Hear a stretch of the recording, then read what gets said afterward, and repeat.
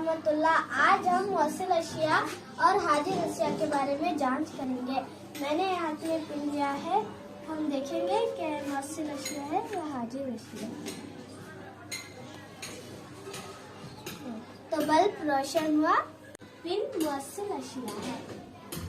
ये रबर है और ये रबर को हम वायर में देखेंगे, बल्ब रोशन नहीं हुआ और ये हाजिर अशिया है। ये पेंसिल है, इसको मैंने दोनों तरफ से शॉर्प कर लिया है। लेड जो कि ग्रेफाइट से बनी हुई है, मैं आपको इसमें जोड़ के दिखाता हूँ।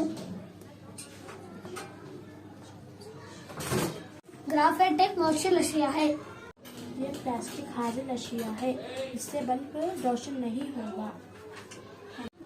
ये चाबी है, मौसिल, इसे लगाएंगे मौसिल अशिया।